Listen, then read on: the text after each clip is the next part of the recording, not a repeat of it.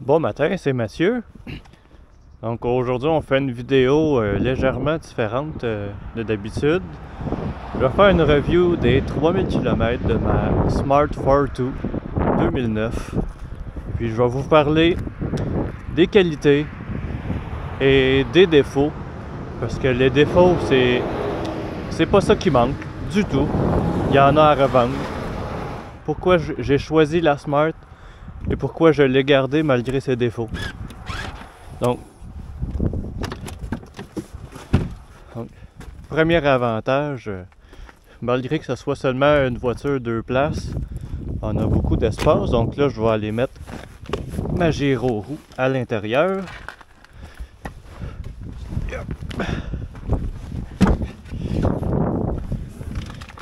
Ça, c'est la Vétéran Sherman-S. Là, comme vous voyez, ça rentre très bien.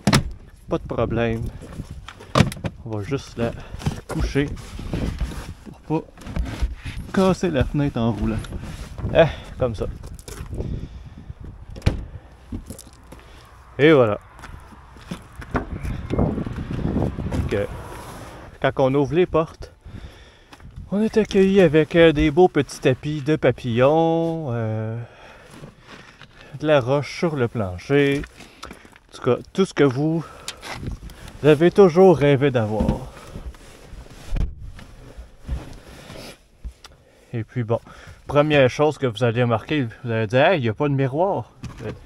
Le miroir, quand je le mets, regardez qu'est-ce que ça fait. Si je mets le miroir ici, là, je vais mettre la caméra environ à hauteur de mes yeux. Donc, le miroir est en plein dans le champ de vision. Ici, ça crée un gros angle mort. Fait que là, on a un gros angle mort en arrière. Puis, c'est assez dangereux. Puis, je préfère ne pas l'utiliser. Donc, on a le porte-gobelet. J'ai un petit transmetteur FM.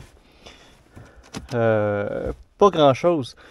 L'air climatisé, tout le standard. Fenêtre électrique par contre, mais miroir à main. Donc on peut ajuster le miroir, c'est pas super. Il y a quand même assez de jeu là dans le joystick.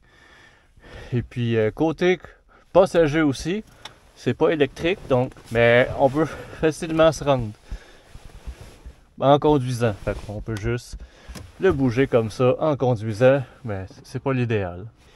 On va partir la bête quand que ça part. Si ça part, parce que d'après mon expérience, ça n'a pas toujours parti. Puis personnellement, j'utilise le mode manuel. Comme ça, c'est à gauche. Le mode manuel, 95% du temps. Parce que j'aime pas beaucoup la façon dont la transmission automatique fonctionne. Pour ceux qui connaissent pas les Smart, c'est une transmission manuelle qui est automatisée. Vous allez voir et entendre qu'est-ce que ça fait dans vraiment pas longtemps.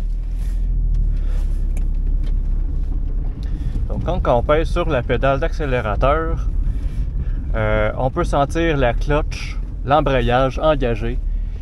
Là, ici, c'est un coin super dangereux. OK.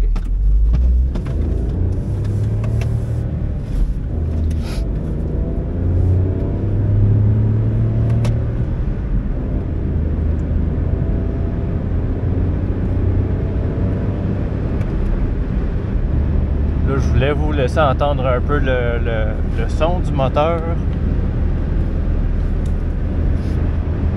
Transmission. Donc, il y a des bons, il y a des mauvais.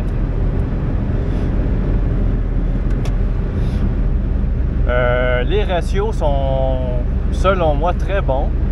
Ils sont éloignés. Donc, si on est sur l'autoroute, on va simuler, là, je vais rouler à proche de 100 km/h. On sent pas du tout que le moteur tourne trop rapidement ou que ça force. C'est sûr que là, on a une pente en avant. C'est pas un moteur très puissant. C'est environ un 1000 cc si ma mémoire est bonne, c'est, je pense, 67 HP. Comme là, si je donne du gaz dans la côte en montant, il n'y a pas moyen de prendre de la vitesse. Dans ce temps-là, il faudrait rétrograder. On tombe en 4. En 4e, il n'y a plus de problème.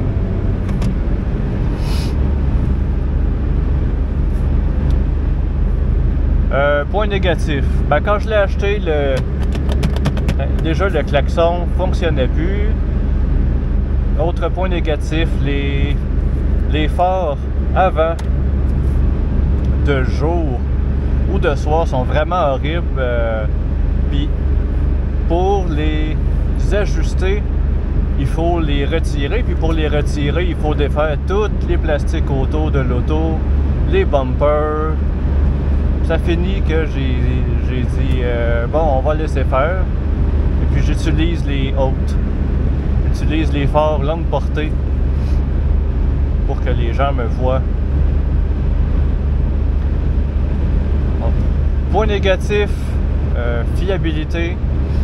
Mon expérience a été très mauvaise. J'ai eu beaucoup de problèmes. Les premiers problèmes que j'ai eus étaient avec la transmission, justement. La transmission, les premiers problèmes qu'on a eus, c'est l'embrayage donnait des coups au décollage d'un arrêt complet. Aussitôt qu'on touchait un peu à l'accélérateur, ça donnait un gros coup, comme si on se faisait rentrer dans le derrière. Peut-être plusieurs semaines plus tard, après beaucoup d'investigations, parce que j'ai pas, je répare tout de A à Z moi-même. J'envoie jamais ça au garage. C'est hors de question. Ça coûterait une fortune. Puis je me dis, qu'est-ce qu'un mécanicien peut faire puis que moi je pourrais pas faire. J'ai fini par trouver le problème. Je vais essayer de trouver une photo.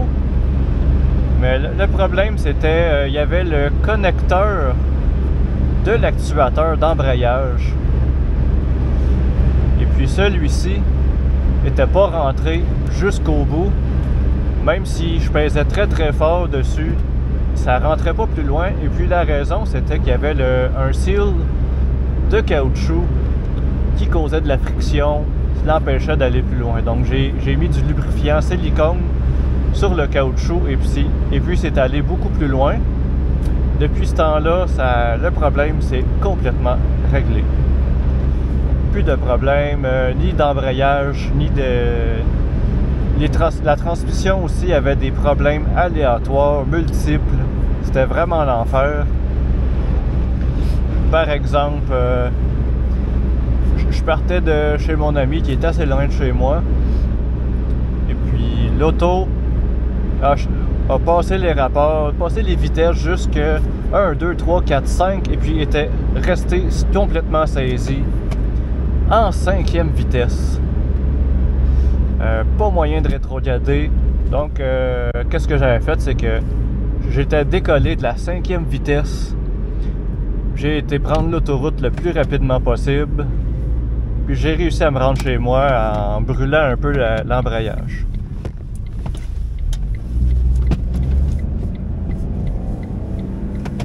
Là, je vais vous montrer un peu le mode automatique. Là, c'est le D.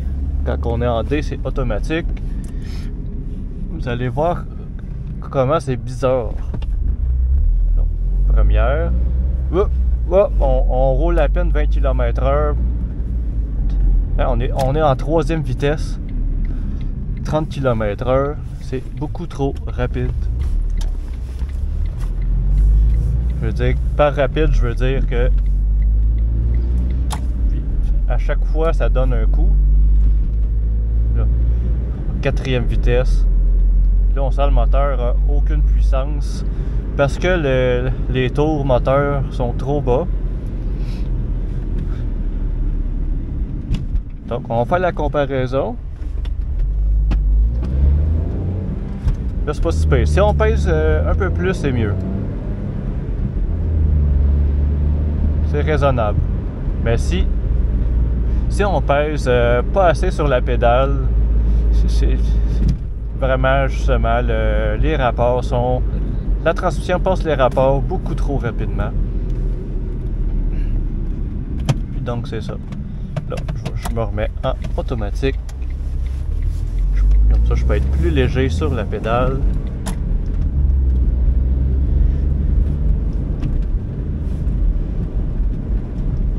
Et puis c'est ça, les problèmes de transmission étaient tous causés par le fameux connecteur mal rentré. Autre problème, la voiture de façon aléatoire ne démarrait plus. Donc le démarreur ne tournait plus quand on tournait le contact. Donc la voiture essayait même pas de partir. Il n'y avait aucun moyen. Et puis donc une fois j'étais à la station d'essence, j'ai mis de l'essence et puis whoop, j'essaie de repartir le moteur et puis aucun signe de vie. Les instruments s'allumaient, mais le démarreur, aucun signe de vie. Donc ça me l'a fait pour un total de 3 fois en environ 1 mois, jusqu'à temps que, par un coup de chance, j'ai trouvé le problème. Donc j'ai pu le reproduire au garage. Et puis le problème était un fil qui venait se connecter au signal du relais du démarreur. Donc il y avait je l'ai retiré, il était lousse, il y avait du jeu. Et puis il y avait aussi du verre de gris à l'intérieur. Donc ce qui causait une mauvaise connexion. Et puis justement, ça fonctionnait pas tout le temps. Et puis qu'est-ce que j'ai fait? J'ai pris une brosse métallique, j'ai nettoyé le connecteur. Après, j'ai pris une paire de pinces et puis j'ai resserré le connecteur en le pinçant. Puis j'ai remis ça bien serré avec un peu de lubrifiant pour éviter que ça corrode puis que la moisissure reprenne. Depuis ce temps-là, aucun problème. Ça fait environ 3 semaines. Et puis j'ai pas eu de problème à nouveau. J'utilise ma voiture surtout pour faire de la longue distance. Souvent, c'est 100 km à la fois. Enfin, je fais beaucoup d'autoroutes. J'ai lu sur les forums que la voiture, les gens avaient peur parce que la voiture était sensible dans le vent. Donc, quand on a du vent, ça pousse fortement la voiture. C'est vrai plus ou moins, mais pour moi, ça me dérange pas tellement. Je veux dire, quand il y a des vents forts, on sent beaucoup plus la voiture tassée qu'avec les berlines conventionnelles, mais c'est pas au point de faire peur. Il faut juste être préparé mentalement à amplifier, à avoir plus de contre-volant pour se battre contre le vent. Mais c'est vraiment pas si mal que ça. Faut pas avoir peur pour ça. On a la radio. Cette semaine chez Métro, c'est par ici les économies. Avec le... Donc, la radio, lecteur CD. Moi, j'ai mon fameux petit transmetteur FM. Donc, ça permet de connecter mon téléphone en Bluetooth en bas. Et puis que, pour faire court, mon téléphone se connecte à la radio. Mais la qualité de son des haut-parleurs, il y a seulement 2 haut-parleurs, c'est très moyen comparé à ce que j'ai eu avant.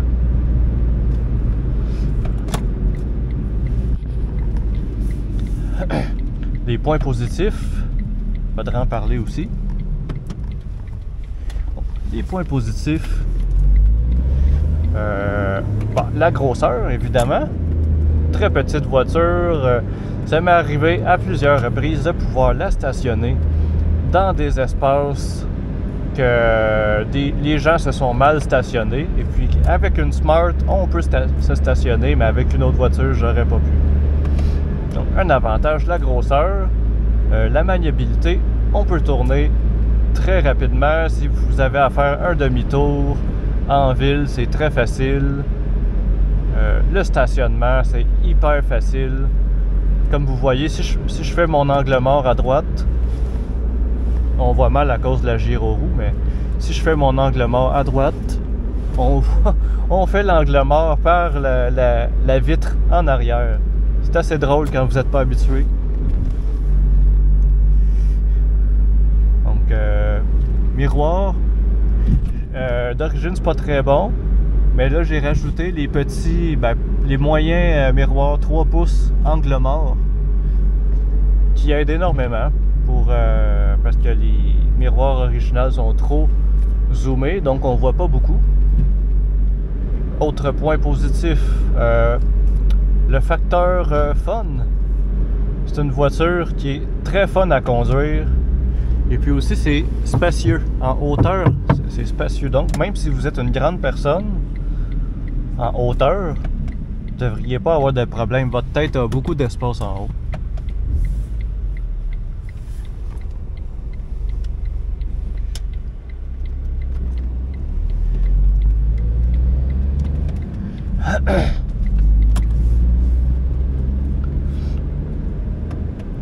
Donc, j'entends beaucoup de gens dire « Ah, c'est comme un go-car, la Smart. »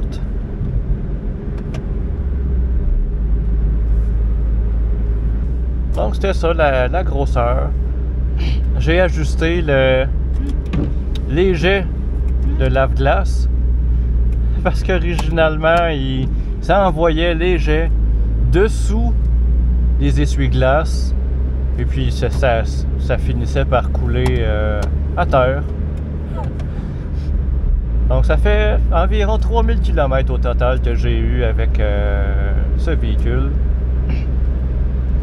Je compte le garder encore parce que ici au Québec, c'est assez compliqué de changer de voiture avec la SAC. Et puis le système est vraiment mal fait. C'est assez difficile de changer de voiture.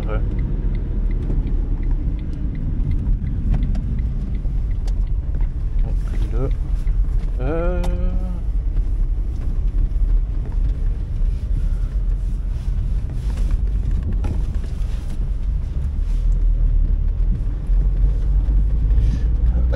un peu de off-road. Ah oui, puis côté hivernal, c'est une voiture qui peut être assez drôle à conduire parce que c'est à propulsion. Ça veut dire que si vous accélérez en tournant un coin de rue, vous allez drifter. Donc ça peut être assez drôle. Et puis c'était ça, un court review de la Smart 2009. Les positifs et les défauts. Un autre petit défaut, la ceinture ne revient pas tout seul. Il faut continuellement la remettre comme ça. C'est très pénible et long. Ouais.